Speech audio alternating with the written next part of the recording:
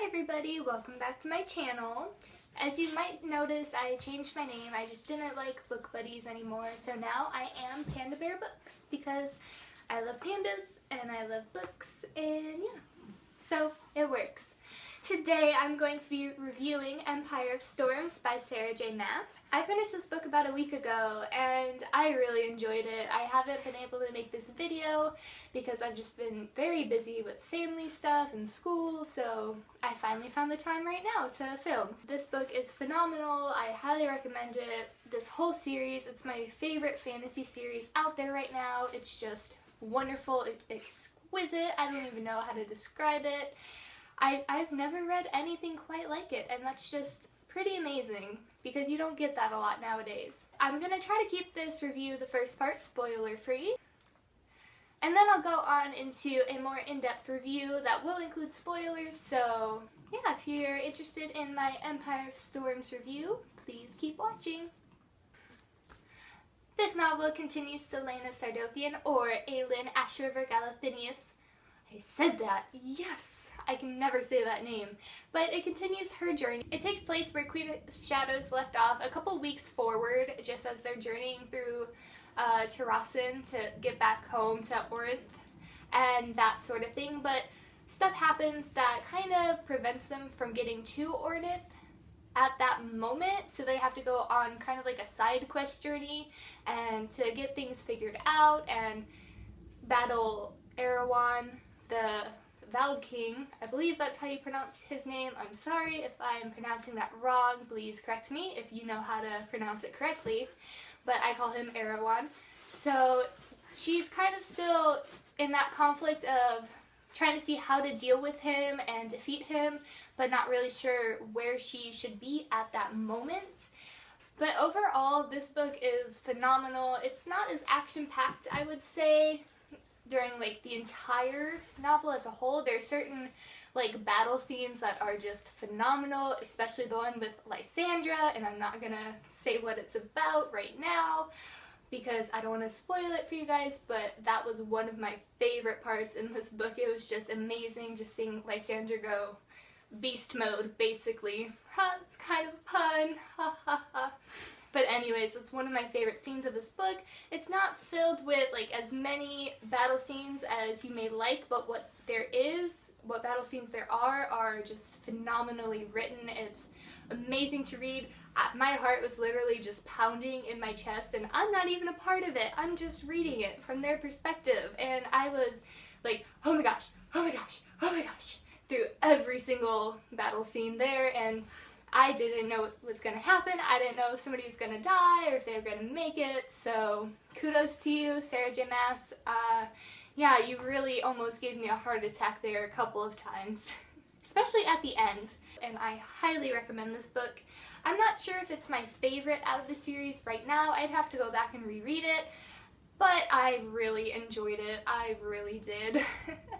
Well guys, that was my non-spoiler review, so if you have not read this, I suggest turning off the video, go read the book, and then come back when you're done, so then we can really talk and get into the nitty-gritty of this book, because I don't want to spoil you guys. This is such a great book, and it should not be spoiled, so go away. I mean that in the nicest way possible. Just go away. Go away. It's okay. I still love you. Just go.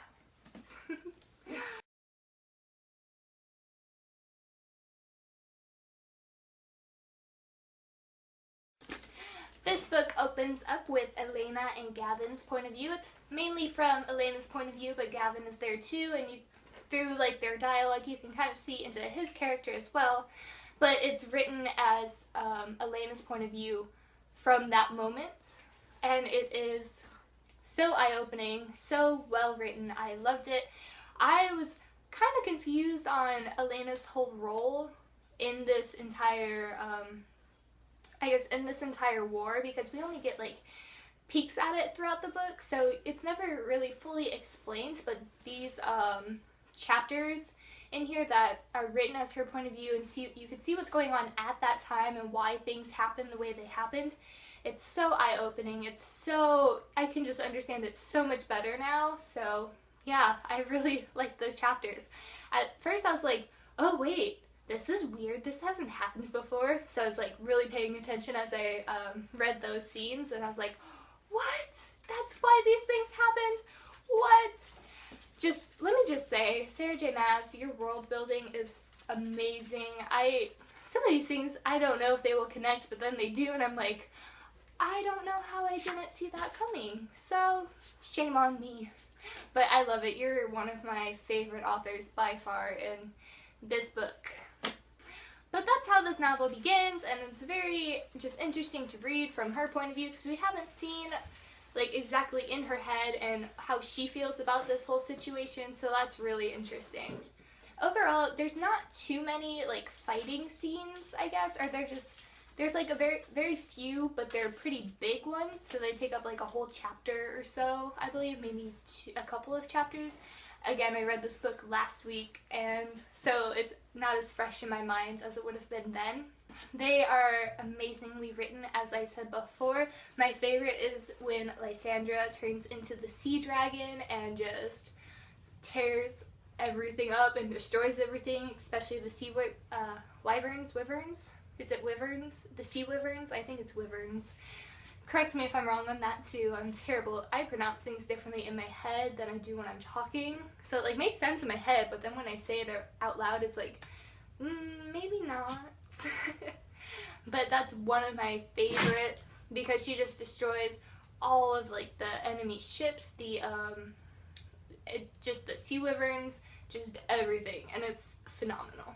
And during that same scene with Lysandra in the water as the sea dragon, something interesting happens to Aelin, and I did not see that coming. I did not know that was possible.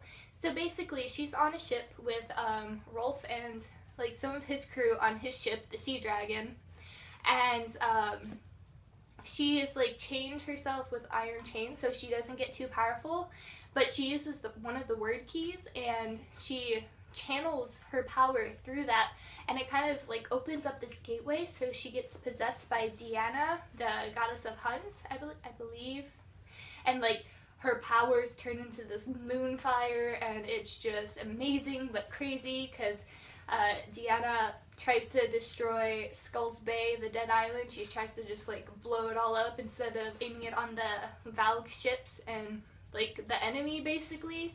So she's not very helpful. She's trying to destroy the humans, and yeah, that was not a fun part to read. I was like, no, what's going on? No, why are you doing this?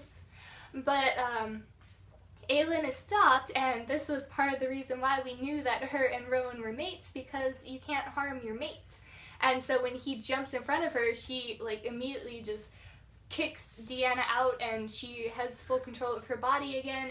I knew that they were mates in Queen of Shadows. I just had a feeling, but that's really solidified me on saying, yes, they definitely are mates, and they belong together, and I hope they get together and get married, and I don't know, just I hope they both survive. But from that point, I knew that they were mates, and then later on in the book, in the last couple of chapters, Rowan and Aelin, they admit that, yes, they are mates. Aelin has known this for some time. Rowan hasn't, but he's kind of seen signs, but there's things happen, and so it kind of clouds his judgment on it, so he's not really sure, and Aelin doesn't speak up because she doesn't want to force him into, like, make him, kind of give him an ultimatum. She doesn't want to do that, saying, okay, you're either my mate or you're not, so, like, that sort of thing. Can we just talk about for a second how Maeve made Rowan think that the mating bond clicked between him and Lydia so that she could kill Lydia and his child and just break him as a person so that she can control him? Can we just talk about that for a minute? Because that makes me so mad. I was literally this close to throwing my book against the wall because I was like, what?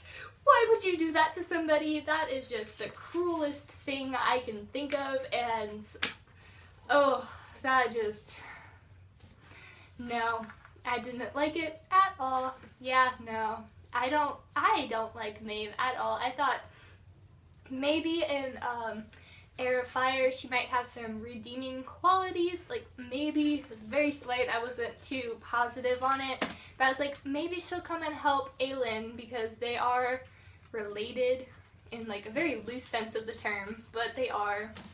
But that's not gonna happen apparently, so yeah, I don't like her. It's official, I'm saying it right here. I don't like Maeve. There's nothing that can redeem her from what she did at the end of this book. She's just, I hope she dies. That's such a mean thing to say. I don't like her at all. She is just causing so many problems. This is a very big spoiler. This is how Empire of Storms ends, so fair warning. Keep watching if you want to. But she kidnaps Aelin, locks her in iron chains, locks her in an iron mask, locks her in an iron box, and takes her away and is ready to torture her.